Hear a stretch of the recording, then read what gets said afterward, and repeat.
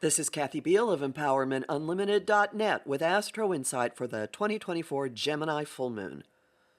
The full moon takes place on December 15th, 2024 at 1:01 a.m. Pacific Time, 4:01 a.m. Eastern Time, 9:01 a.m. Greenwich Mean Time, at 23 degrees Gemini, 53 minutes, 23 degrees Sagittarius, 53 minutes. Think we've been on information overload? Strap in tight because there's more to come.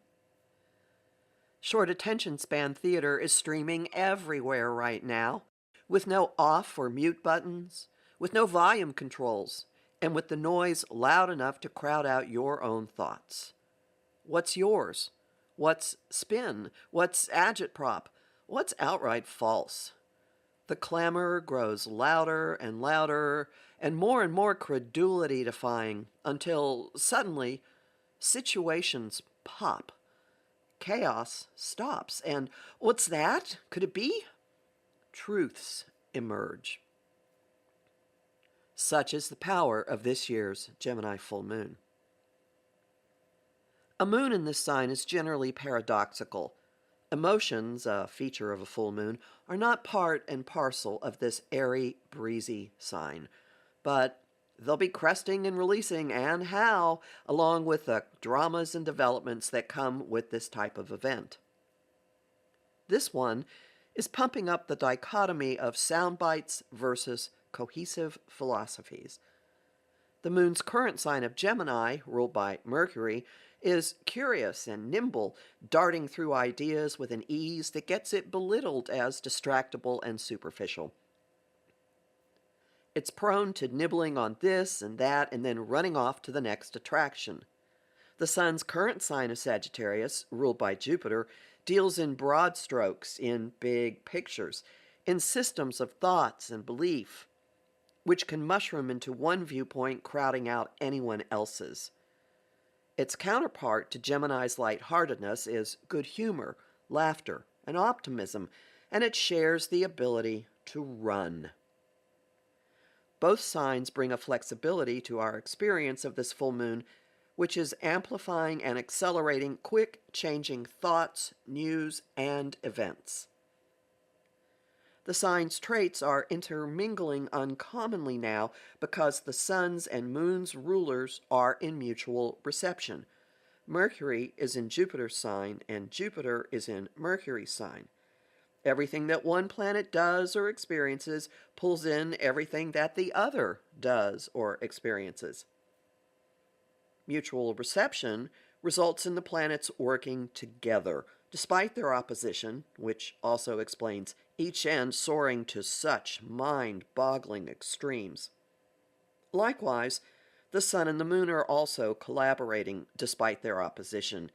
Mind and emotion may operate in different modes and in different spheres, but they are somehow working toward a mutual end, which, in this lineup, is to dispel illusion and force out truth, and even compassion and understanding. The full moon is bearing down on Neptune in Pisces, the focal point of a T-square from the moon and the sun.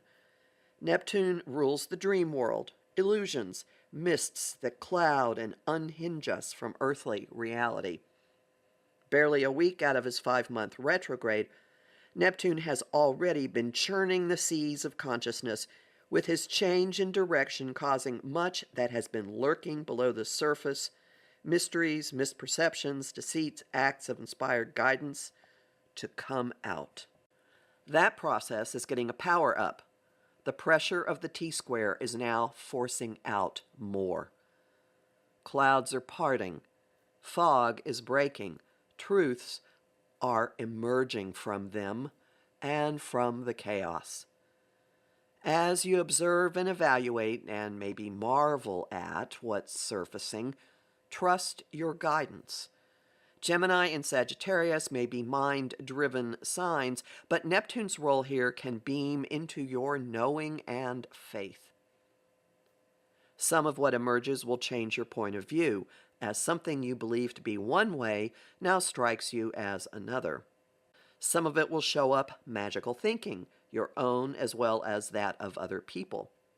Some of it will show developments that have been going on outside the normal open channels of conversation and the media. Some of it could float in.